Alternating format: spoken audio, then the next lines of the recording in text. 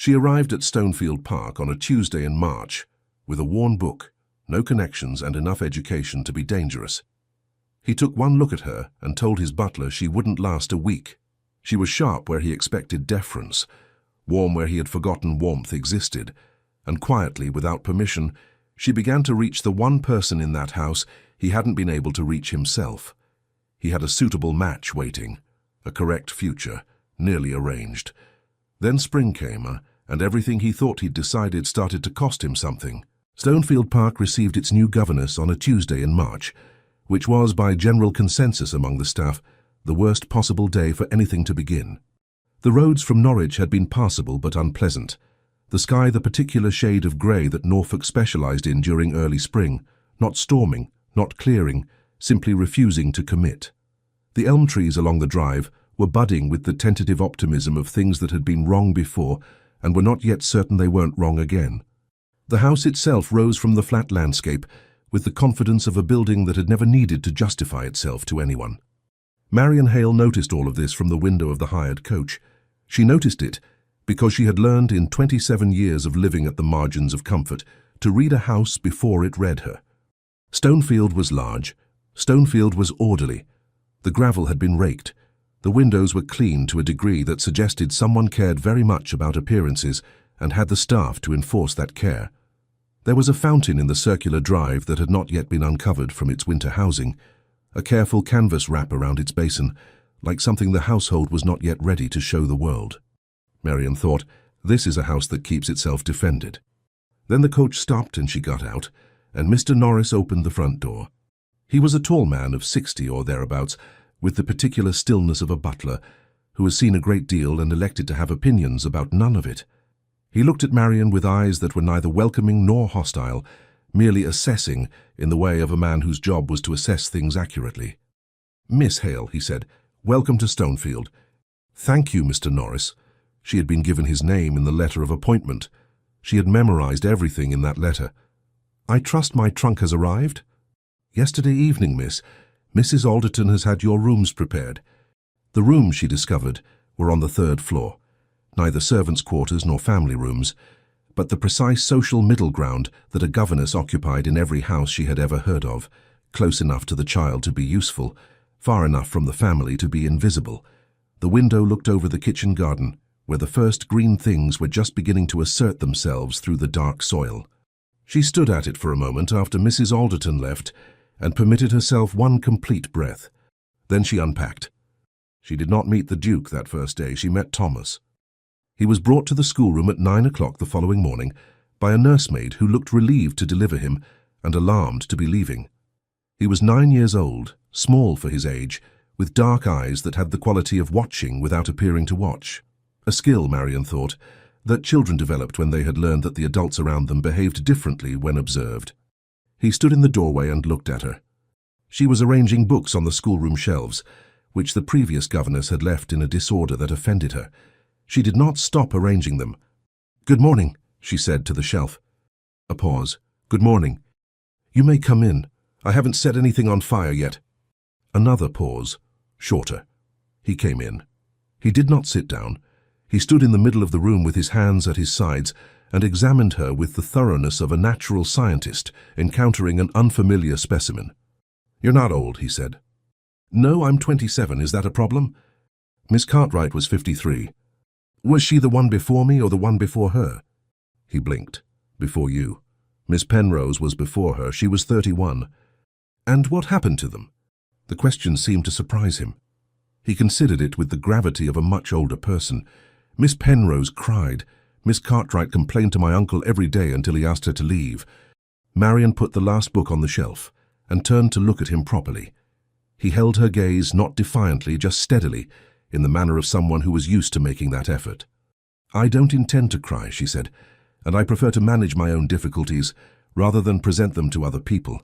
So we are already off to a more promising start than either of my predecessors." Thomas said nothing, but he sat down.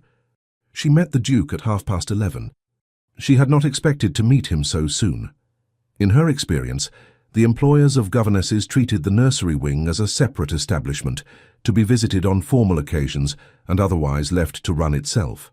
She had been in the middle of establishing what Thomas could and could not do in Latin, considerably more than he was willing to admit, and considerably less than she had been told, when footsteps in the corridor announced someone of purpose. The door opened without a knock.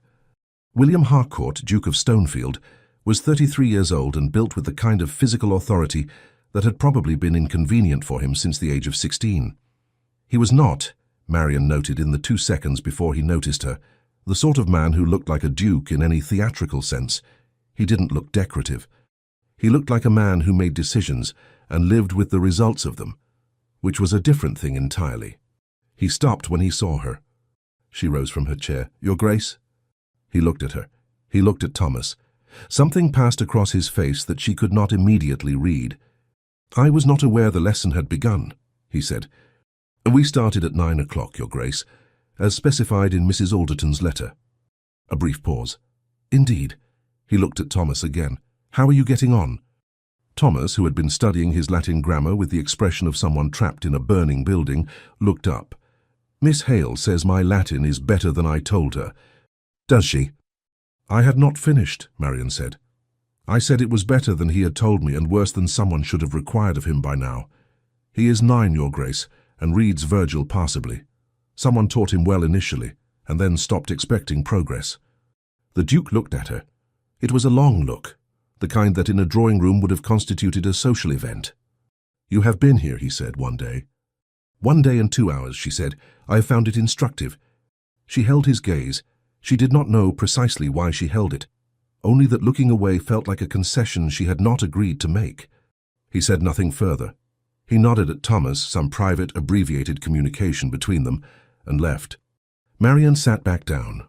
Thomas was watching her with an expression she was beginning to recognize, the look of someone recalibrating. "He doesn't like it," Thomas said, "when people speak to him like that." "Like what?"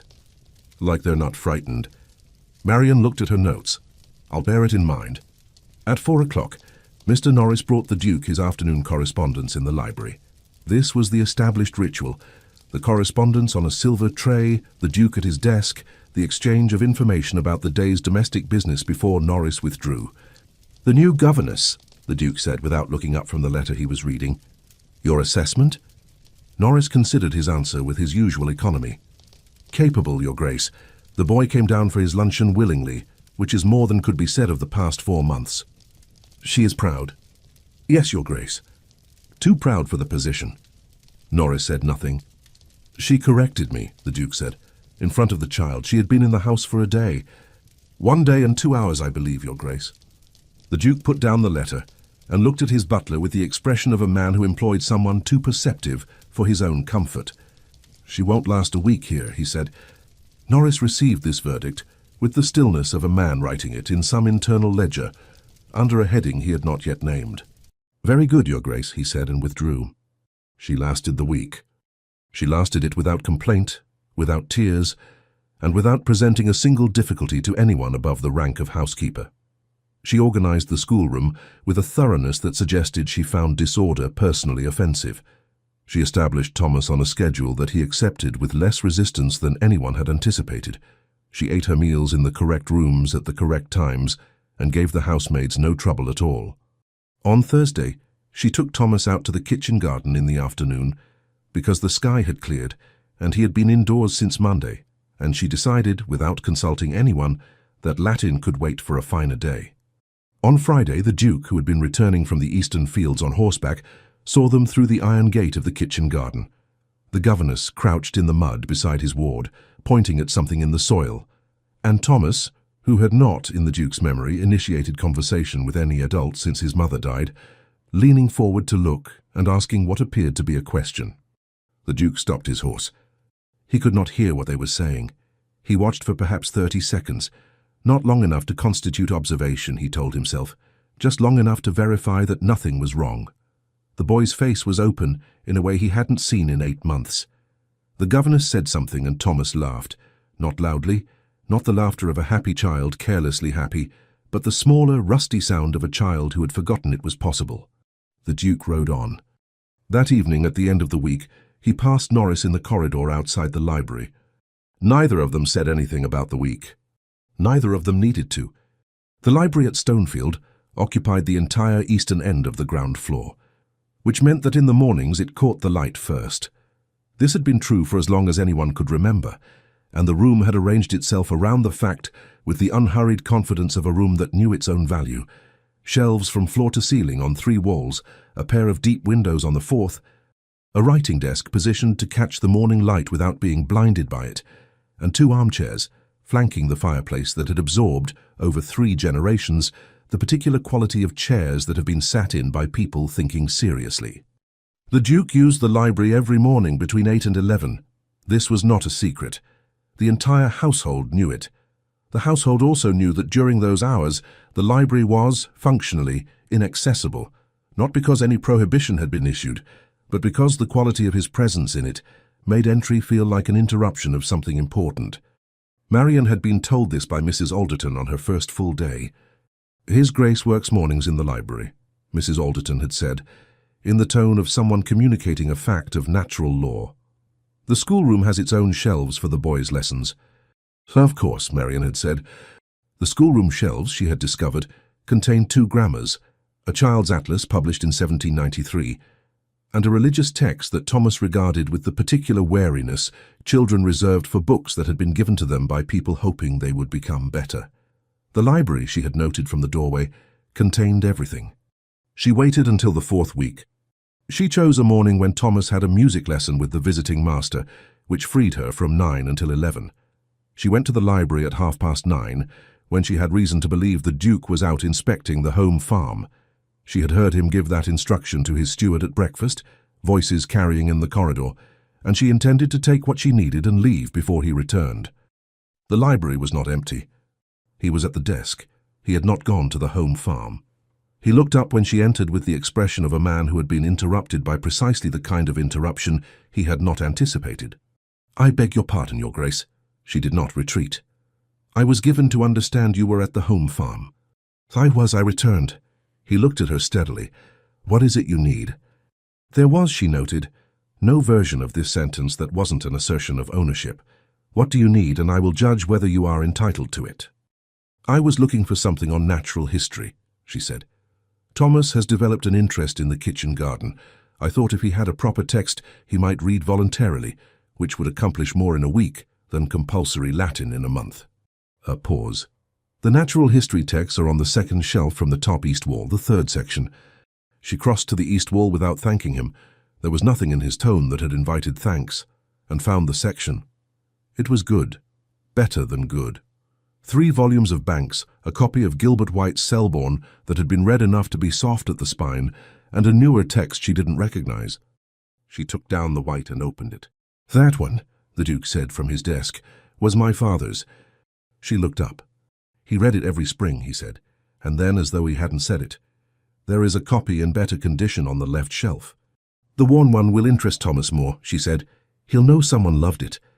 The Duke looked at her.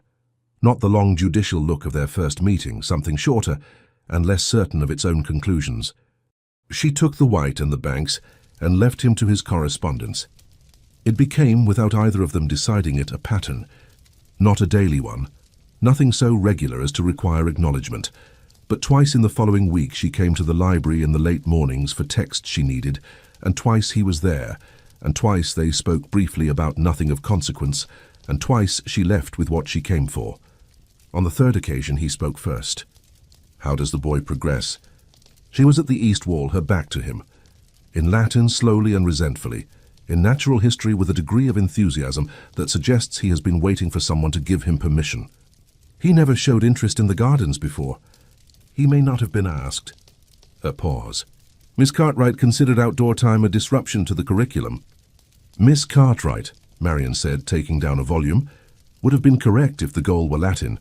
If the goal is a child who reads willingly, mud is underrated." She heard what she thought might have been something. Not quite a laugh, not quite a dismissal. She turned. He was looking at his correspondence. His expression was composed. "Do you disagree?" she said. "I didn't say anything." "You made a sound." He looked up. "I was considering," he said, "whether you hold any opinion with less than complete conviction." "I find incomplete convictions uncomfortable," she said, "like a coat that doesn't fasten." He studied her for a moment. Where were you educated? At my father's library. She said it without apology. He was rector of Hulston in Suffolk. He had opinions about education that the village did not entirely share, and more books than the village living warranted. And yet you're here. The sentence had more edges than he perhaps intended. She received them without flinching. My father died 2 years ago, she said. The rectory and the library went to his successor. I retained the education, she paused, which has proved more portable. He said nothing. She had the impression, not certain but present, that he regretted the sentence, not from softness, but from the particular discomfort of a man who had said more than he meant to and could not unsay it. She put the book under her arm. Good morning, Your Grace. She left. The fourth visit was different because Thomas came with her. She had not planned this. Thomas had followed her from the schoolroom on a morning when he had finished his work ahead of schedule, and she had not, in time, invented a reason for him to stay. He arrived at the library door behind her with his natural history journal, a composition book she had given him for recording observations, tucked under his arm. The Duke was reading by the fire. Thomas stopped in the doorway. The Duke looked at him. There was between them the specific quality of silence that exists between two people who love each other and are not certain how to be in the same room. Marian had seen it before in the brief overlaps between the Duke and his ward, the ward's face going still and careful, the Duke's going formal in a way that seemed to cost him something. Come in, Thomas, the Duke said. Thomas came in and sat in the second armchair, not the one closest to the fire, which was the Duke's, but the one opposite, which left the footstool between them as a kind of neutral territory. He opened his journal. He did not speak. Marian went to the shelves. For 20 minutes no one said anything of consequence. The fire settled. The Duke read. Thomas wrote in his journal with the focused silence of a child doing something he genuinely wanted to do. Marian found what she needed and didn't leave immediately, which she examined later and chose not to explain. Then Thomas said, without looking up, "Uncle, have you read this one?" He was holding up the Selborne, Marian's copy, the soft-spined one. The Duke looked at it. "Yes." "Miss Hale says it's good because someone loved it." A brief pause. "Miss Hale is right." Thomas turned a page. "Did you love it?" "My father did." "Do you know which parts he liked?" The Duke was quiet for a moment. Then, the letters about swallows. He said White understood that you could study something without reducing it. Thomas absorbed this. He looked at the book. He turned it over in his hands with the consideration of someone handling an object that had become more significant. Marian at the shelf did not turn around. "I could read it," Thomas said. "If Miss Hale says I can borrow it." "It lives here," the Duke said. "You may read it here whenever you like." Marian turned and looked at him then because she couldn't help it. He was not looking at her. He was looking at Thomas, with an expression she recognized now, the expression of a man who knew he was watching something he had nearly missed. "Thank you, Your Grace," she said quietly. He glanced at her, looked away.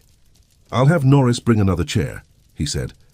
There was an afternoon in the 3rd week of April, when the rain came suddenly and she and Thomas were caught in the kitchen garden, and arrived back at the house through the servants' entrance, looking, as Mrs. Alderton put it, as though they'd been arguing with a river. Thomas, to Marian's private relief, appeared to find this funny. He was mud-covered from the knee down, and his hair was stuck to his forehead, and he was laughing, properly, carelessly, the way children were supposed to laugh. She was not in much better condition. She was also, despite everything, laughing. They came through the kitchen passage and directly into the Duke, who was returning from somewhere dry and purposeful, and who stopped in the doorway to take in the scene with an expression that moved through surprise and arrived somewhere she couldn't classify. Thomas said, "We got caught in the rain." "I can see that," the Duke said.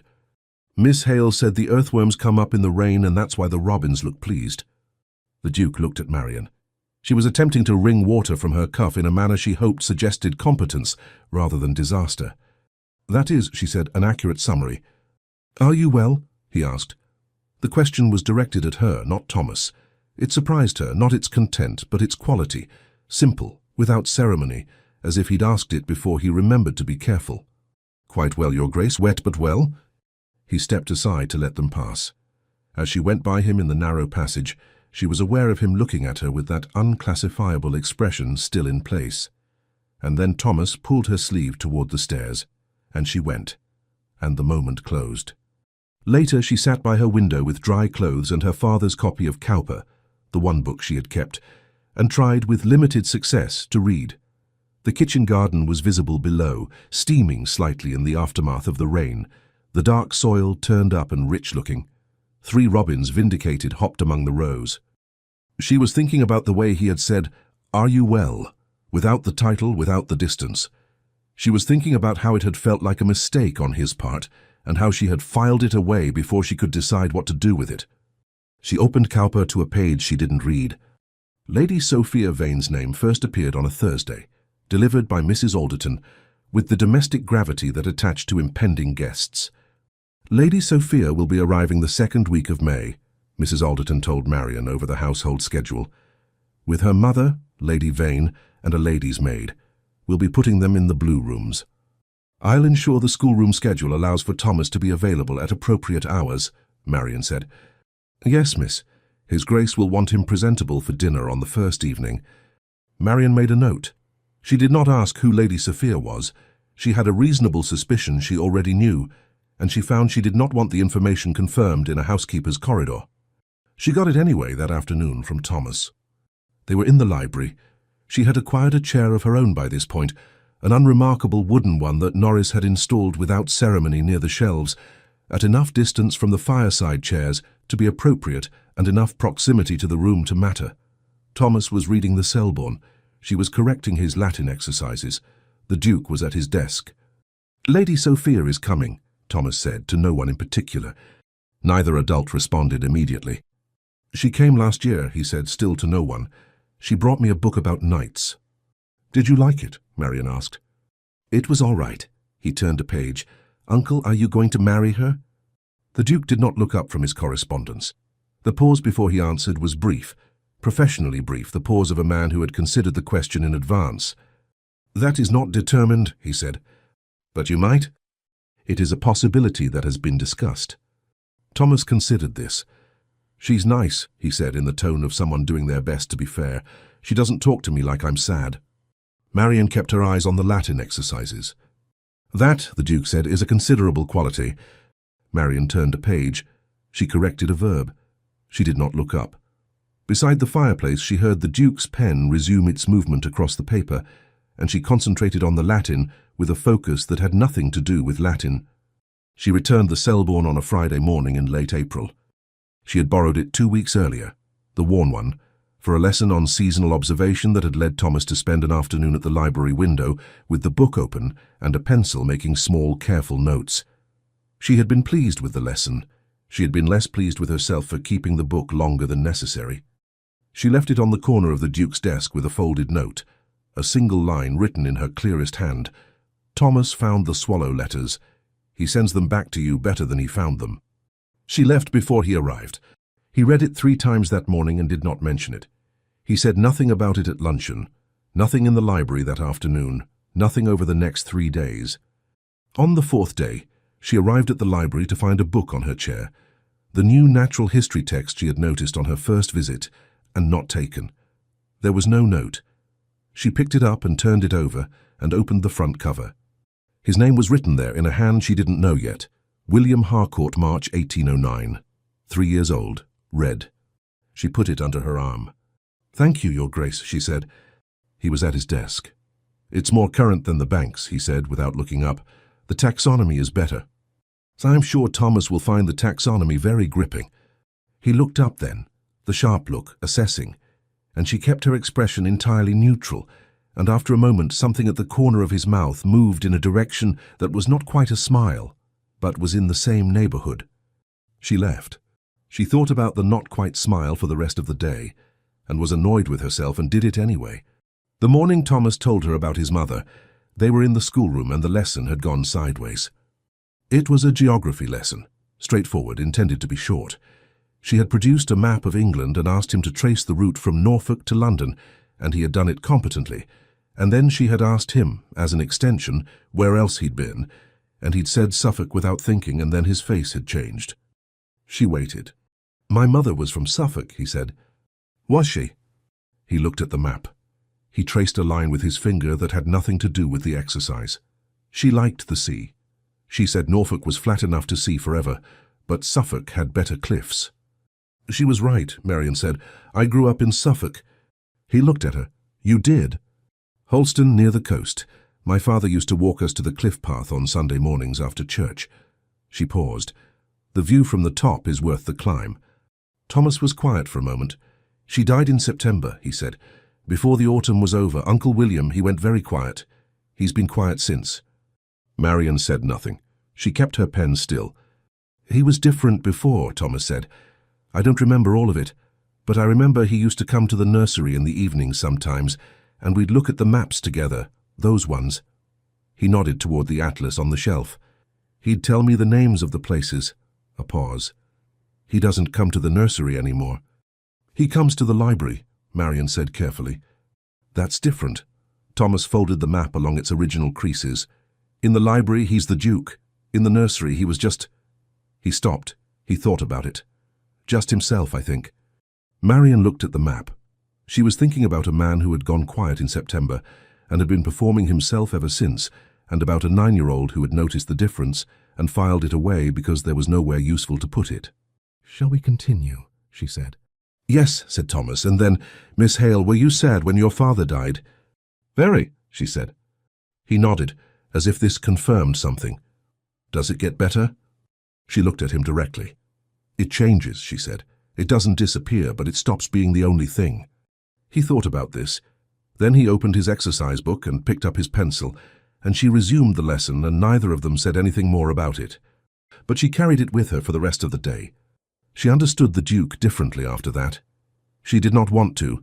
It was significantly more convenient to find him difficult and leave it at that. But understanding was not a process she could halt once begun.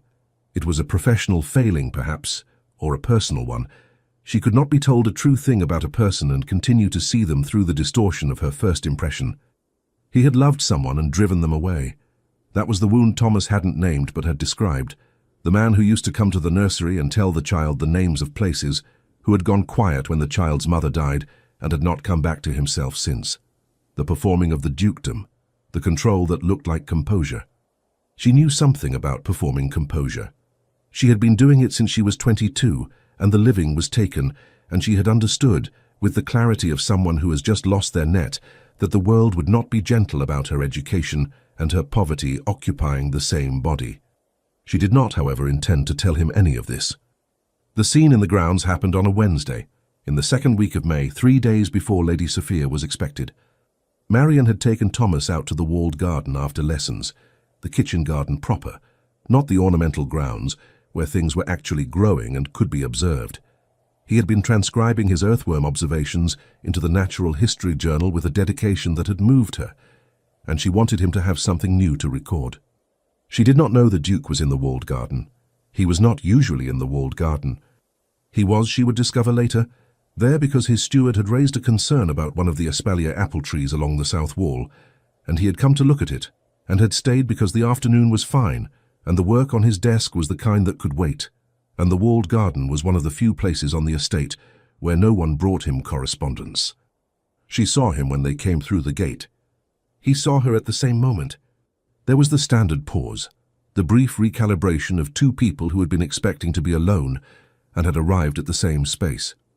Then Thomas saw him and went still in the specific way he went still when he wanted to approach someone and wasn't certain of his welcome. "Come to inspect the espalier," the Duke said. Thomas looked at the apple tree against the south wall. It was an old tree, trained flat against the brick in a fan of branches, just beginning to blossom. "What's wrong with it?" "Nothing serious. A canker on the lower left branch." Thomas went to look at it. He crouched down and peered at the branch with professional interest. He had, Marion reflected, the natural scientist's complete unself-consciousness about proximity to things other people might find unpleasant. "Can it be saved?" Thomas asked. "Pruned back, it should recover. Miss Hale says plants are more resilient than they look." The Duke glanced at Marion. "Does she?" "She says most things are." A pause. The afternoon light lay flat and pale across the garden, the kind of spring light that has not yet committed to warmth, but is making a reasonable effort. The apple blossoms were white against the old brick, and the smell of the turned earth was present and specific, and Marion stood by the gate with her hands quiet at her sides, while Thomas interrogated the apple tree. "Will you stay?" the Duke said. She looked up. He was looking at her in the direct way he had, not unkind, simply undecorated, the way people looked when they had stopped managing the impression they made. "I don't wish to intrude," she said. "They are not intruding," he said, and then, more carefully, "I'd rather you stayed." The sentence was a small one. It didn't announce itself. She thought he might have surprised himself with it. "Then I'll stay," she said. Thomas, who had been crouching by the apple tree and was therefore facing away from both of them, said nothing. But she thought, she was fairly certain, that his shoulders settled, very slightly, as if something he had been holding had been put down. They walked the garden for the better part of an hour. It was not the kind of walk that required description, no dramatic turns, no charged speeches. Thomas moved ahead of them through the rows, collecting observations in his journal, asking questions about this plant and that one, receiving answers from the Duke that were precise and occasionally surprised her with their knowledge. She had not expected him to know the Latin names of the kitchen herbs. He delivered them without self-consciousness, and she revised something. Somewhere in the middle of the walk they began to talk.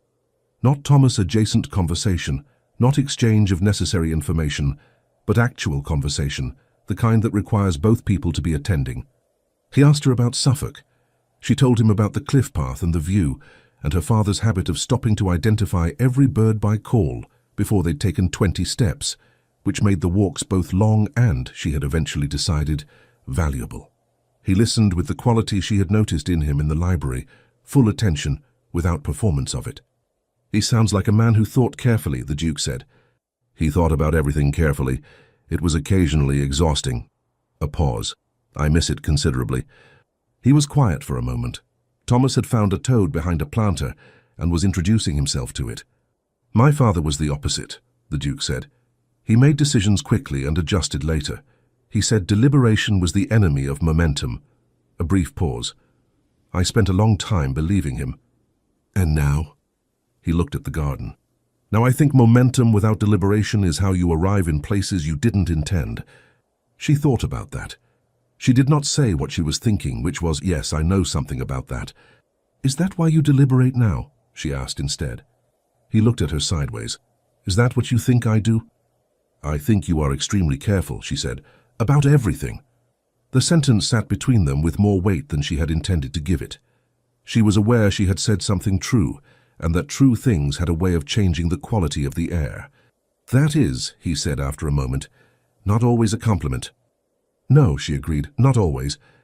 Thomas, having concluded his introduction to the toad, returned to them with his journal and announced that he thought toads deserved more credit than they received, and the conversation shifted, and Marian breathed again. That evening she wrote in the margins of her lesson notes, not proper notes, just the shape of things she was thinking, and then turned the page over and looked at the blank side and wrote nothing on it and put the notebook in the drawer. She had been in this house 6 weeks. She was doing the work well. Thomas was progressing. The household had accepted her. These were the relevant facts. She took the natural history book, his book, still with his name in the front, from her bedside table and held it for a moment without opening it. Then she opened it to a page about migration patterns and read it until the candle guttered. She did not think about his voice saying, "I'd rather you stayed." She thought about it anyway. 4 days later, she returned the book to the library. She left it on her chair, not his desk, her chair, the distinction mattered, with a folded note inside the front cover. She had written it 3 times, and this was the shortest version. "The chapter on swifts is wrong in one particular. I've left a note on the page. You may disagree." And then, below it, "Thank you for the afternoon in the garden. Thomas has been drawing the apple tree from memory. He has it almost right." She was in the schoolroom when she heard him in the corridor below. Not his words, just the rhythm of his walk, which she had learned to identify without meaning to. She heard him go into the library. She heard nothing after that which was appropriate, because the walls were too thick and the distance too great. But she thought about him reading the note. She thought about whether he would disagree about the swifts and how he would do it, in person, with the dry precision she was beginning to recognize as the register he used when something interested him. She thought about this with the focused attention of a woman who has decided not to think about something and is therefore thinking about it constantly. She set Thomas his afternoon exercise and concentrated on his conjugations. He came to the schoolroom. She had not expected this. In 6 weeks he had come to the schoolroom twice, once on her first full day, once to collect Thomas for a formal visit from the estate solicitor. He did not come to the schoolroom. The schoolroom was her territory. He knocked. That was the first difference. "Come in," she said, and he did, and Thomas looked up from his conjugations with uncomplicated pleasure. "Uncle William, have you come to do Latin?" "I've come to speak with Miss Hale," he said. "Can you occupy yourself for 10 minutes?" Thomas considered this. "I could finish the apple tree drawing," he said. "Do that." Thomas extracted his drawing materials from the desk with the efficiency of someone who had been waiting for an excuse, and the Duke looked at Marion and she looked back at him. "The chapter on swifts," he said. "Yes." "You're correct about the nesting altitude." He said it without preamble, without ceremony. "The author visited only the southern populations. The error is in the generalization." "I thought so," she said. "You might have written more than a note in the margin." "I didn't think you'd want more than a note in the margin." He looked at her with that assessing look, and then passed her at the window where the afternoon light was doing its unremarkable Norfolk thing. "My father's copy," he said. "He wouldn't have minded the annotation." She said nothing. He looked back at her. "I have a question," he said. "Yes, Your Grace." "Why the wrong copy, when you first borrowed it? You said Thomas would know someone loved it, but you could have told him that about the clean copy." She thought about this. She had thought about it before, without fully admitting she'd thought about it. "The worn copy was more honest," she said. "Honest about what?" "That things can be used and be better for it." She paused. "That wear is not the same as damage." He was quiet for a moment. Thomas was drawing at the window, his pen making small, deliberate marks, paying them no attention at all. "Lady Sophia arrives in 3 days," the Duke said. "I know." "She is—" He stopped. He appeared to be selecting his words with the care of a man who had learned to be careful. "She is a good person. I want you to know that." Marion looked at him. She did not know what he wanted from this sentence, and she did not trust herself to interpret it. "I'm sure she is, Your Grace," she said. He nodded. He looked at Thomas, who had finished his apple tree, and was adding with great concentration a small bird in the upper corner. "Thomas," he said, "that bird is a swift." Thomas looked at it. "Is it?" "Apparently they're nesting at the wrong altitude." He glanced at Marion, one swift, unguarded look that held something she didn't have a name for, and then he said, "Good afternoon, Miss Hale," and left. She stood in the schoolroom with the afternoon light coming through the window, and Thomas asking whether swifts nested in apple trees, and she said no. They preferred the eaves of old buildings, and he asked why, and she gave him an answer, and the lesson continued. She said Your Grace to the closed door silently after he'd gone, out of habit, out of practice, out of something she was not yet calling anything else. Lady Sophia Vane arrived on a Thursday afternoon in the 2nd week of May, in a carriage that was neither ostentatious nor modest, the carriage of a family that had nothing to prove and knew it.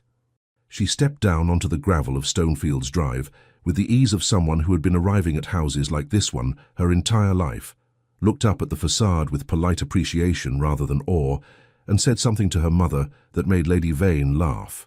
Marion watched from the schoolroom window. She had not intended to watch. She had been correcting Thomas's essay on the migration habits of swallows, which owed a great deal to Gilbert White, and a small but genuine amount to his own observation, when the sound of wheels on gravel had been, apparently, enough. Lady Sophia was handsome. There was no useful purpose in denying it. She was perhaps 24, slender, dressed in a pale travelling costume that had been chosen by someone with taste, and she moved with the particular confidence of a woman who had been told consistently and since childhood that she was an asset to any room. It was not vanity. It was the settled quality of a person who had never had cause to doubt their own welcome. The Duke came down the front steps to greet her. Marion turned from the window. "Miss Hale," said Thomas without looking up from his essay, "you've corrected the same line 3 times. She looked at the page. He was right. She put the pen down. "Finish the paragraph," she said.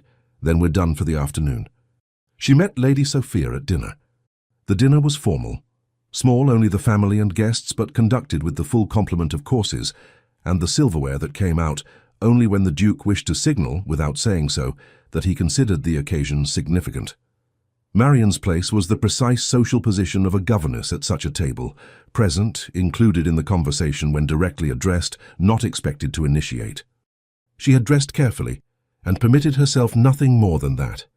Lady Sophia, seated to the Duke's right, was precisely what Marian had expected, and rather worse because she was not only handsome and composed, but also genuinely, observably kind. She asked Thomas, who had been placed beside her at his uncle's instruction, about his studies, and listened to the answer with real attention, and said something about Swifts. She had heard Swifts mentioned, she said, and had always found them remarkable, that made Thomas's face open like a window. Marian watched this and recognized the quality of what she felt. It was not dislike. It was something considerably more uncomfortable than dislike. "Miss Hale," said Lady Vane from her left, "I understand you are from Suffolk originally." "Yes, my lady, near Holston."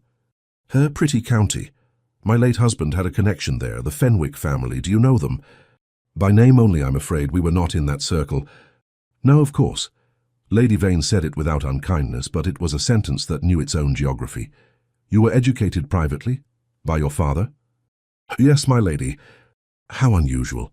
And useful, I'm sure, in your current position." "Quite," said Marian. She picked up her glass.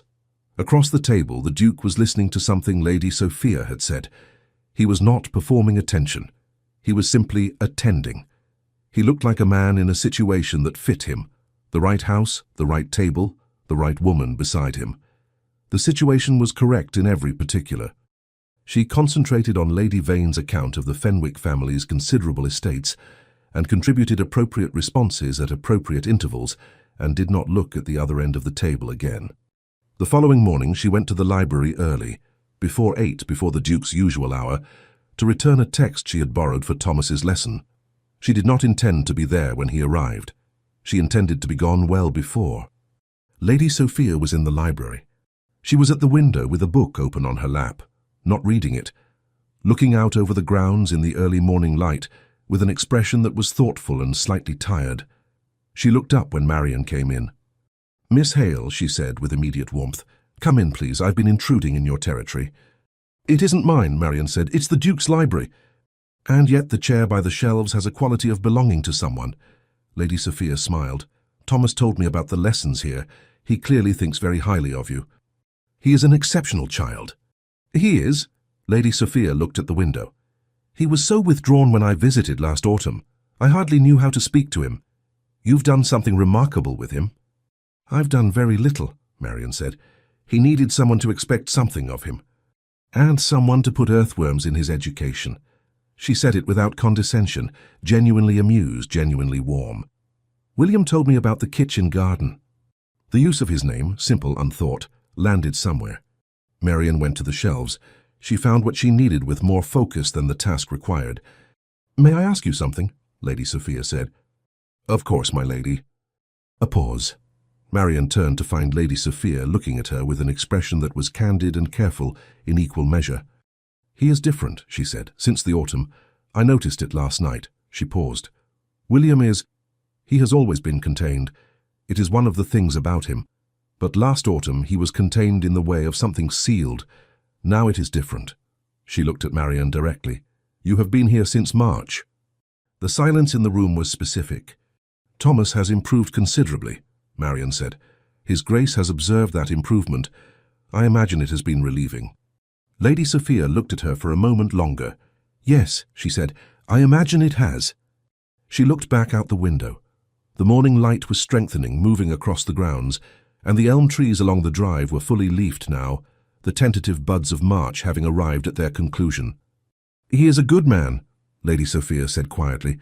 "He carries too much and he does it too quietly, and I have always thought that a person who does that needs someone who insists on being heard." She said it to the window. Marian said nothing. "Good morning, Miss Hale," Lady Sophia said. "Good morning, my lady." Marian took her books and left the library, and walked up the stairs to the schoolroom and sat down at her desk, and looked at the wall for approximately 2 minutes before Thomas arrived and required her to be a person with a plan for the day. The visit lasted 4 days. On the second day there was a walk in the grounds, the Duke, Lady Sophia, Lady Vane and Marian, at the appropriate distance behind with Thomas. The day was fine. The conversation ahead of her was unhurried and companionable. She watched Lady Sophia take the Duke's arm on the uneven path, a natural gesture unremarked. Thomas beside her said quietly, "Do you think he'll ask her?" "That is not a question for me," Marian said. "You could have an opinion anyway." "I could, I choose not to." Thomas considered this. "Norris says they've been expected to marry for 2 years.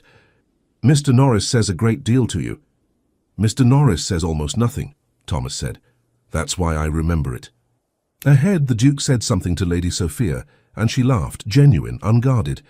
They looked like a painting. They looked, Marian thought, like a future. "She's nice," Thomas said. "I said that before." "You did." "But—" he stopped. "But what?" He looked ahead. He didn't finish the sentence. He wrote something in the margin of his journal instead. She caught a glimpse of it later, when he left it open on the schoolroom desk. A small, careful drawing of the walled garden, 2 figures at the gate, a third figure with a notebook in the middle distance. It took her a moment to understand what she was looking at. She closed the journal and left it where it was. On the 3rd day, the Duke looked for her. She had not known this immediately. She had learned it afterward from Norris, who had arrived in the doorway of the schoolroom with a message about Thomas's riding lesson and had paused in a way that invited question. "His Grace was looking for you this afternoon," Norris said. "In the library and then the garden. You were at the Hendersons' farm with Master Thomas." She had taken Thomas to see the lambs at the neighbouring farm, an educational errand entirely justified, scheduled that morning with no particular urgency. The timing had been her own choice. "I was," she said. Norris looked at nothing in particular. "He didn't leave a message. I thought you should know." She thought about several things she might say to Norris. She chose none of them. "Thank you," she said. "Is there anything further about the riding lesson?" "No, miss," said Norris. "He left." She sat for a long moment with the afternoon quiet around her. He had looked for her. While Lady Sophia was here, while the visit was proceeding correctly, while the future arranged itself in the grounds and the drawing rooms of his own house, he had looked for her. She opened the drawer of her desk and took out the sheet of paper she had started that morning. She read what she had written. "Dear Mrs. Alderton, I write to give notice of my intention to leave my position at Stonefield Park at the end of the current quarter. I have greatly valued the opportunity to serve in this household, and I trust that my work with Master Thomas—" She had stopped there. She read it through twice. She put it back in the drawer without adding to it. Then she took it out again and put it on top of the desk where she could see it, and went to find Thomas for supper, and told herself she would finish it in the morning. On the 4th day, Lady Sophia came to find her. Not in the library, in the kitchen garden where Marian had taken herself in the early evening after Thomas was in bed. She had brought no book. She was sitting on the low stone wall near the apple tree, looking at the espalier with its new growth where the canker had been pruned away. Lady Sophia came through the gate and stopped. "I thought you might be here," she said. "I'm sorry to have been predictable," Marian said. Lady Sophia sat on the wall at a distance that was companionable rather than intrusive. She looked at the apple tree. "I wanted to speak with you before I leave tomorrow." "My lady—" "Please." She said it without sharpness. "I'm not going to say anything injurious. I want to say something true." She paused. "I have been considering this match for 2 years. My mother considers it settled. William considers it probable." A pause. "I am not certain he would use that word now." Marian said nothing. "I am not angry," Lady Sophia said. "What I have observed this week has not made me angry. It has made me honest. With myself, at least, which is the harder direction." She looked at the apple tree. "He has always been guarded. I thought I could be patient with that. I thought it was sufficient." A pause. "But I have watched him in his own house this week, and he is not guarded with you. He is something else entirely. And I believe that is the thing that matters." Marian looked at the new growth on the pruned branch, green and small and certain of itself. "Lady Sophia," she said carefully, "I am a governess. I have no connections, no fortune, and no claim on anything in this house." "I know what you are," Lady Sophia said without unkindness. "I also know what I saw." She stood. "I am not withdrawing from anything formal. There is nothing formal to withdraw from. But I'm clarifying my own position." She smoothed her skirt. "I wanted you to know, because I think you are the kind of person who makes decisions based on what is possible rather than what is true. And I think those are sometimes different things. She went back through the gate. Her footsteps diminished across the lawn. Marian sat on the stone wall until the evening light was gone, and the robins had stopped, and the kitchen garden was nothing but shapes in the dark. Lady Sophia and Lady Vane departed the following morning at 10 o'clock. The farewell on the front steps was gracious. Lady Vane with her composed authority, Lady Sophia with her easy warmth, the Duke with the correct attentiveness of a host fulfilling a role. Marian was in the schoolroom with Thomas. This was the appropriate place for her to be, and she was there. From the window she heard the carriage on the gravel. She heard it diminish down the drive. She did not watch. Thomas, who had been watching, said, "She's nice."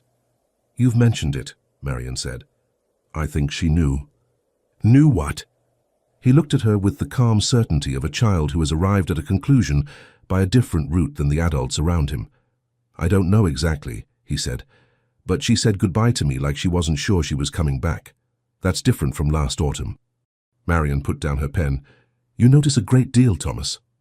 "I had a lot of practice," he said, being quiet. She had no answer for that. She picked up her pen again. "Miss Hale," he said. "Yes." "Are you going to leave?" She looked at him. His face was careful, the face he wore when he wanted to know something and was braced for an answer he didn't want. "Whatever gave you that idea?" she said. He looked at her desk, at the drawer. She had left it slightly open that morning. The letter was visible, not its contents, just its existence, the corner of the page. She closed the drawer. "I haven't finished it," she said. Thomas looked at the drawer. He looked at her. He said nothing else. He opened his grammar and began to conjugate verbs with the focused misery of someone trying not to show that something had frightened him, and Marian corrected his work and said nothing about the drawer, and neither of them spoke of the letter again that morning. Norris came to her in the afternoon. He knocked in the way of someone who considered it a formality rather than a request. He looked at her desk, at the closed drawer. "His Grace would like a word," he said. She straightened her papers. "I'll come down directly." Norris looked at her for a moment, with his usual expression of having assessed everything and committed to nothing. "He is in the library," he said. "Of course he is," she said. Norris withdrew. She sat for one moment more. She opened the drawer, looked at the letter and closed it again without taking it. Then she went downstairs. He was standing at the window when she came in, not at his desk, not in his chair, but at the east window with his back to the door. He turned when she entered. She stopped a correct distance inside the room and waited. "Norris told me," he said. She had several possible responses. She chose the straightforward one. "It isn't finished." "No." He looked at her steadily. "It isn't sent, but it exists. I have been thinking about my position." "Your position," he said, "is governess to my ward." "Yes." "And you wish to leave it?" I was considering whether it would be appropriate to remain. The word appropriate landed in the room with a weight she hadn't intended, or perhaps had. He heard it. "Appropriate," he said. "Your Grace." "You've been here 11 weeks, he said. In that time Thomas has learned to read for pleasure, to observe, to ask questions he expects to be taken seriously. He has laughed. I have not heard him laugh since September." He paused. "You did that." "He did it himself," she said. "Children do if you give them the conditions." "You gave him the conditions." "That is my job." He looked at her. The afternoon light was behind him, and she couldn't read his expression with full precision, but she could read the quality of his stillness, the stillness of a man holding something in that he hadn't decided yet to put down. "Is that all it is?" he said. "A job?" She said nothing. "Because I have employed 3 governesses," he said, "and none of them brought a worn book to a 9-year-old and explained why the wear mattered. None of them disagreed with me about Swifts. None of them stayed in this room because the room was better with them in it." The fire was quiet. Outside, the first evening birds were starting. "You said Lady Sophia was a good person," Marian said. "You were going to marry her." "It was expected," he said. "It was logical. She is a good person and I know her family, and it would have been a correct arrangement." A pause. "It would have been the kind of arrangement a man makes when he has decided that wanting something is less reliable than choosing something sensible." "That is not an unreasonable conclusion," she said. Her voice was level. "It's the conclusion a man reaches after he has driven someone away with his coldness and decided the safest response is more coldness." He said it without self-pity, flatly, as people stated facts they had already finished being wounded by. I was 26, she was. It doesn't matter who she was. It doesn't matter who. What matters is that I spent 2 years being careful and controlled, and I looked up one day and she was gone, and I had not once told her anything true. Marian looked at him. I decided, he said, that wanting was the problem, that if I wanted less, I would lose less. And then you came to this house and told me Thomas's Latin was worse than it should be, and borrowed a worn book on principle, and disagreed with a published naturalist in the margins, and made my ward laugh, and I discovered that wanting had not gone anywhere at all. A pause. It had merely been waiting for something worth the risk. The room was very quiet. Your Grace, she said. William, he said, please. She looked at him. The word was there, simple and present, waiting for her to pick it up. I am a rector's daughter with no connections and no fortune, she said. I am employed in your house. The social logic of this... I know the social logic. It would be talked about. Yes. Your family. My family is... Your family? My family is Thomas, he said, and a handful of cousins who have their own concerns. The county, he said, can occupy itself. She almost smiled. She pressed it back. I have never, she said carefully, allowed myself to want something I could not keep. I know. It is not a small habit to change. No, he said, it isn't.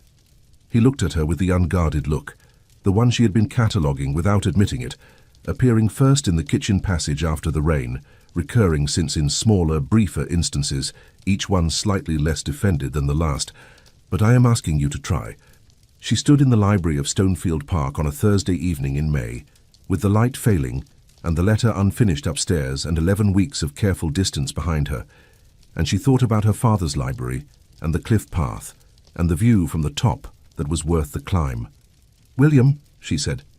The word was new in her mouth, plain and entirely different from anything she had said in this room before. He crossed to her, not hurried, not theatrical, simply direct in the manner of a man who had been deliberating long enough. He took her hand. It was a formal gesture that wasn't formal at all. Don't send the letter, he said. I hadn't finished it, she said. I know, I'm asking you not to finish it. She looked at their hands, she looked at him. You'll have to speak to Mrs. Alderton, she said. There are arrangements. Marian, he said. She stopped. Yes, she said. All right, yes. He looked at her with something she could finally name, relief and certainty, and the specific quality of a man who has put down something heavy and found the world still standing. Good, he said. And then, with the dry restraint she had come to recognize as his version of warmth, I'll speak to Norris. She laughed, short and surprised, and his face moved into something she hadn't seen on it before, an uncomplicated smile, without the management, without the performance. He looked for a moment like the man who had used to come to the nursery and tell a small boy the names of places. Norris already knows, she said. Norris always knows, he said. He simply waits for everyone else to catch up. Norris, at that moment, was in the corridor outside the library door, having arrived with the evening correspondence 3 minutes earlier, and made the professional assessment that the correspondence could wait. He stood for a moment in the passage. He looked at the closed door. He took the correspondence back to the silver tray. He was not, he told himself, sentimental about this. He was simply accurate. Stonefield Park in the following March was much the same house it had always been. The gravel was raked, the windows were clean. The fountain in the circular drive had been uncovered from its winter housing. It was running again, which it had not done the previous spring, because the Duchess had asked about it in November, and the Duke had seen to it by February. Small things changed first in houses. Norris had observed this across 4 decades of service. He carried the morning correspondence to the breakfast room. The library was still the library, the books, the chairs, the morning light, but breakfast was taken together now, and the correspondence had migrated accordingly. He knocked. "Come in," said the Duchess. She was at the table with a cup of tea and a letter of her own, which meant she had been up for some time. This was usual. Marian Harcourt, Duchess of Stonefield, had the habits of a woman who had spent years responsible for her own mornings and had not relinquished them upon acquiring a household that could have managed everything for her. She was up before the housemaids. She had opinions about the kitchen garden that the gardeners had learned to take seriously. She had reorganized the schoolroom library in the first month and the main library in the second, and the Duke had permitted both, with the expression of a man who found being reorganized considerably less objectionable than he had anticipated. Norris placed the correspondence beside her. "The Duke?" he said. "Still upstairs," she said without looking up, "with Edward." Norris went to the sideboard and adjusted the breakfast things, which were perfectly arranged and required no adjustment. The nursery was on the 3rd floor. It had always been on the 3rd floor, where the governess's rooms had been, where Thomas still slept. When Edward was born, 3 weeks prior, Marion had decided without consultation that the baby would go where the children were rather than to the family floor, and had said as much to Mrs. Alderton, with the calm certainty of a woman who had been running households in practice for some time, and was now simply permitted to say so aloud. Mrs. Alderton had agreed immediately. The Duke had not been consulted because he had not needed to be. From above, directly above the 3rd floor, carrying sound down through the old bones of the house, came a small noise. Indistinct, new, the particular sound of an infant awake and considering the world. Then the Duke's voice, low and unhurried, in response. Marion turned a page of her letter. Norris straightened a fork. He had worked at Stonefield for 22 years under 3 members of the Harcourt family, and had developed precise standards for what constituted a well-ordered house. The current arrangement met those standards and exceeded several of them. There was, naturally, the matter of succession. The county had talked, the county always talked, about the implications of a direct heir for Thomas's position. Thomas himself had been told by the Duke in the library on a Tuesday afternoon in January. Norris had not been present for the conversation. He had, however, observed Thomas leaving the library afterward, and had noted that the boy's expression was not the expression of someone who had received difficult news. It was, rather, the expression of someone who had received news he had already privately processed and was relieved to have confirmed. Thomas had told Marion later, Norris had heard this in the passage not by design, that he had never particularly wanted to be a duke, that he had, in fact, found the prospect somewhat alarming, that what he wanted was to finish his natural history journal and start a new one, and that a cousin who would eventually require explaining to was considerably less alarming than an earldom. Marion had said, "You are a person of excellent priorities." Thomas had said, "I learned it from you." Norris had continued down the passage without pausing. "Norris," the Duchess said, "Your Grace." She looked up from her letter. Her expression had the dry precision he had come to read with some fluency. "Lady Castleton is coming next week. She'll want the blue rooms." I had anticipated it. "She'll also want to have an opinion about the fountain." "I expect she will, Your Grace. Tell Jenkins not to be drawn." "Very good." She returned to her letter. He moved toward the door. "Norris?" He stopped. "How long have you known?" she asked, simply without looking up, as if the question were entirely ordinary. "I beg your pardon, Your Grace. He told me what he said to you on my first day." She turned a page, "that I wouldn't last a week." Take a pause. "His Grace made an observation on your arrival." "He told me 2 weeks ago he thought it was funny by now." She put down the letter. "I thought it was funny immediately. I simply didn't know it had been said." "You lasted considerably longer than a week, Your Grace. 10 months before he came to his senses." She looked at him with the directness that had not softened at all since March of last year. "You were pleased, even then, when I arrived." Norris considered his answer. "I had formed an opinion," he said. "I was waiting for everyone else to arrive at it." She held his gaze for a moment. Then she smiled, not the careful professional smile she had worn through her early weeks at Stonefield, but the real one, which she had been showing more freely since approximately November, and which transformed the Duke's expression when he saw it, in a manner Norris considered entirely satisfactory. "Thank you," she said, "for all of it." He withdrew without comment. It was answer enough. The Duke was in the old chair by the nursery window when she came up. Not the formal chair, the low, comfortable one that had lived in this room since the previous generation, worn at the arms, reliable. Edward was in his arms. 3 weeks old, born in the last days of February in a snowstorm that had kept the doctor on the road for 2 hours and given William Harcourt, Duke of Stonefield, the most frightening evening of his adult life, a fact he had disclosed to Marion afterward, quietly, when everything was well, and which she had received without comment and filed in the same place she kept all the true things he had learned to say. Edward was awake. He was examining the world with the focused seriousness of a very new person, encountering it fresh. The morning light from the east window lay across the floor of the nursery in the same way it lay across the library below. This eastern aspect had been, Norris suspected, part of Marian's calculation when she chose to keep the nursery on the third floor rather than move it down. She stood in the doorway for a moment. The Duke looked up. He looked entirely himself. No performance, no management, simply a man in an old chair with his son, and 3 weeks of practiced ease at this particular arrangement. "He's been awake since 6, he said. "I know, I heard him." She came in and sat on the edge of the bed, which was not dignified but was comfortable. "How is he?" Certain about his opinions, unclear what they are. He looked at Edward with the expression of a man surprised repeatedly by how much room a very small person occupies. "Lady Castleton next week." "Norris told me." She glanced at him. "Are you concerned?" "About Lady Castleton?" "About all of it, the county, the talk." He considered this with genuine thought, which was, she had found, his actual mode of considering things when he was not performing consideration. "No," he said. "I find I'm not." "She'll have opinions." "She may keep them."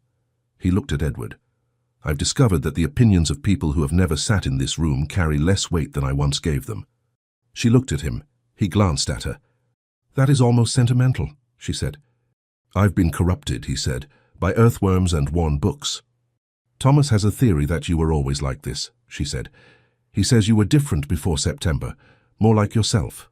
"Thomas," he said, "is too perceptive for anyone's comfort." "I know, I made him that way." "Ah, you did," he said. "I intend to keep thanking you for it." "Do you?"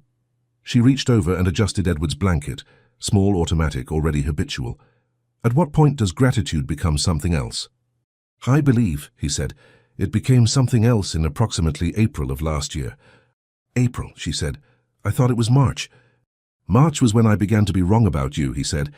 "April was when I began to know it." She looked at him with the expression that was, he had learned over 10 months, the one she wore when she was pleased and declining to show it fully. He had become fluent in it. He found it, still, quietly remarkable, that a woman who had spent years making herself unreadable had become to him entirely legible, that she permitted it. "Marian," he said. "William!" "Are you all right? After—" He meant the birth, the 2 hours, the snowstorm and the doctor on the road. "I'm well," she said. "I've been well for 3 weeks."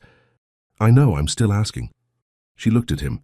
She said, "Yes, I am well," in the tone of someone answering more than the question. He nodded. He looked back at Edward. Thomas came up at 9:30. He knocked. He always knocked. And came in with his natural history journal under his arm and the composed energy of a boy trying to seem less eager than he was. He looked at Edward in the way he had been looking at him for 3 weeks, with a proprietary attention that had arrived unannounced and shown no sign of leaving. "He's bigger," he said. "He is 3 weeks old," the Duke said. "He is supposed to be bigger." "That's what growing is." Thomas said it in the tone of someone explaining something obvious. He came to look at Edward more closely, not intrusively, but with the focused interest of a natural scientist encountering a subject he considered worthy of study. He started looking at things properly. "He has," Marian said. "He looked at the window for 20 minutes this morning." "I'll put it in the journal," Thomas said. He sat down on the floor, not on the bed, not in a chair, on the floor, with his back against the wall and his journal open on his knee, which was where he sat when he was most comfortable and least self-conscious. He had been sitting on the floor in this way since she'd known him. "Miss Hale," he said. "Marian." He looked briefly conflicted. It still cost him something. She was patient about it. "Marian," he said, "I've nearly finished it." He held up the journal. She took it. She opened it. First page, earliest entries. The careful, tentative handwriting of a child who had not yet believed anyone would read it seriously. An earthworm. A toad. The apple tree in the walled garden. The swift drawing from the schoolroom, reproduced more accurately now that he'd had a year to observe the real thing. She turned to the last page. He had drawn the nursery.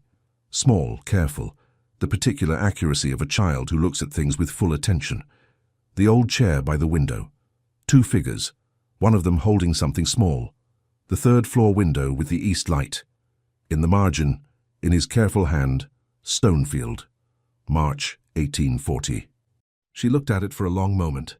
"Thomas," she said, "this is very good." He looked at the floor in the manner of someone receiving a compliment they believed and had not yet learned to hold. "I need a new journal." "I know. There's one on your desk in the schoolroom. I left it yesterday." He looked up. "You knew I was nearly finished?" 11 pages ago," she said. He looked at her with the open expression, the one she had first seen in the kitchen garden, the one that arrived now without effort. Then he looked at Edward, who received his scrutiny with the sublime indifference of a very new person. "He should go in the new journal," Thomas said. "He should," she agreed. Thomas showed Edward the open page of the old journal, with the grave seriousness of someone introducing a very small person to something important. "This is the nursery," he said. "You live here, and this," he pointed at the Swift drawing, "is a swift. They come back in summer. Marion says if you look up at the right time you can see them from this window." "Every year," Marion said, "without fail." Thomas looked at the window. The March sky was pale and high, and the elm trees along the drive were just beginning, the first tentative green of things working their way back. "The fountain's running," he said. "It is," she said. "It wasn't last year." "No." He nodded, filing it away in the manner she recognized, the manner of a child who keeps accounts of what changes and what stays the same, who understands that the two categories tell different stories. He turned to the first empty page of the old journal and began, with great concentration, to draw the fountain. Below in the corridor outside the breakfast room, Norris was attending to the mid-morning duties that attended a household of this size. The silver was being polished. The blue rooms were being prepared for Lady Castleton. Jenkins had a question about the kitchen garden that would require a decision before the end of the week. He stood for a moment at the foot of the stairs. From the third floor, the nursery carrying down through the old house, came voices, not the words, the quality, unhurried, the particular warmth of a room with 4 people in it who are glad to be there. He adjusted the correspondence tray. He thought, not for the first time, about the morning in March of the previous year, the hired coach on the gravel, the woman at the window, the assessment he had made before she had spoken a word. He had made it accurately. He generally did. The Duke had said, "She won't last a week here." Norris had written it in his internal ledger under a heading he had not at the time named. He had a name for it now. He had had it since approximately the 3rd week of April, when he had observed the Duke returning from the walled garden with a quality about him. Not happiness precisely, not yet, but the look of a man who had remembered there was something to be happy about. It was, Norris had thought, the most significant thing to happen at Stonefield in 3 years. He had been right. He was generally right. From the 3rd floor, through the floor and the beams and the 2 staircases between, the Duchess of Stonefield laughed. The real laugh, the unguarded one that had become, over 10 months, the most reliable indicator of the household's condition he had encountered in 22 years of service. Then the Duke said something, and she laughed again. Norris collected his tray and went about his morning. He was not sentimental, he was accurate. He was, if the distinction required acknowledgement, satisfied. Later, after Thomas had taken his finished journal downstairs, after the Duke had gone to meet his steward, after Mrs. Alderton had come and gone with the week's domestic business, Marion sat in the old chair by the nursery window with Edward. He was awake and quiet. She held him in the way she had arrived at over 3 weeks, which was not the way any book described it, but which worked for him. Outside, the March sky was doing what Norfolk skies did in early spring, refusing to commit to anything, maintaining a pale, considered quality of light that was not warm yet, but was no longer cold. She was not thinking about anything in particular. The fountain was running in the drive. The kitchen garden was being turned for spring. The elm trees were putting out their first leaves with the unhurried confidence of trees that have been doing this for a long time and expect to do it for a long time more. Somewhere in the eaves of the east wing, the Swifts would come back in June. Thomas had said, "They always come back." She looked at her son. He was looking at the window with the complete attention of someone for whom everything is still the first time. She thought about the cliff path in Suffolk and the view from the top. She thought about her father's library, every book of which she knew by heart and none of which she had to carry anymore, because the thing the books had given her was already hers and had been for years. She thought about a library on a Thursday evening in May, and a word she had been asked to say. "Edward William Harcourt," she said to the top of his head. He made a sound of comprehensive satisfaction, Outside, the fountain ran. The light moved across the floor of the nursery. The same eastern light that came first to the library below, that had been coming first to this side of the house for as long as anyone could remember, and longer. It reached the old chair by the window and lay across them both, warm enough now to feel. "Your Grace," she said once, to herself, to the room, to the year that had passed and the one now beginning. She said it like a joke, because it was a joke now. The armor she had worn for 11 weeks and set down in a library on a May evening when a man had said, "Please," and meant it. She held her son in the morning light and let the old sound of it go. It had done its work. Don't forget to like and subscribe, or at least leave a comment if you enjoyed the story.